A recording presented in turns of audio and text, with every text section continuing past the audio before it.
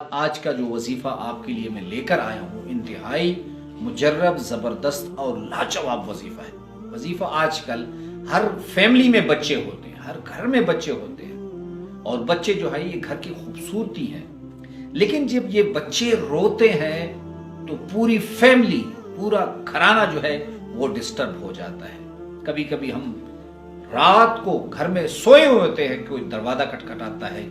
کہ بھئی ہمارے بچے کو سخت تکلیف ہے، 2 گھنٹے سے مسلسل رو رہا ہے، آپ کوئی دم کریں۔ تو مولانا صاحب یا حافظ صاحب دم کرتے ہیں تو اللہ رب العزت اس کو شفا دے دیتے ہیں۔ تو آپ کو ایک ایسا آسان عمل آج میں بتا رہا ہوں کہ آپ بچے کو خود دم کر سکتے ہیں۔ ہر گھر میں بچے ہیں، کسی بھی وقت وہ بے تحاشا رونے لگ پڑتے ہیں، تو آپ ان کے رونے کو خاموش کرا سکتے ہیں اگر یہ عمل آپ سیکھ لیں۔ آپ نے کرنا ایسے ہے، اگر بچہ بے تحاشا رونے لگے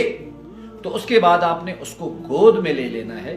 آپ نے بسم اللہ الرحمن الرحیم پڑھ کر پہلے سورہ قل یا ایھا الکافرون، پھر بسم اللہ الرحمن الرحیم پڑھ کر قل ھو اللہ احد، پھر بسم اللہ الرحمن الرحیم پڑھ کر قل اعوذ برب الفلق، اور پھر بسم اللہ الرحمن الرحیم پڑھ کر قل اعوذ برب الناس پڑھ کر ان کو بچے کے کان میں دم کر دینا ہے۔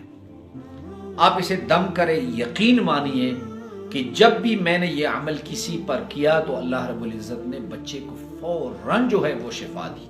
اور اگر بچہ شدید رو رہا ہے تو جب پڑھتے جائیں اس کے کان کو قریب کر لیں، اس کے بعد دم بھی اس کے کان میں کر لیں، یقین مانیے کہ 4-3 گھنٹے تک رونے والے بچے اللہ رب العزت نے اس کو اس قرآنی عمل کے ذریعے جو ہے وہ شفا دے دی ہے۔ تو اب آپ کے اگر بچے کو تکلیف ہے، یہ نہیں کہ صرف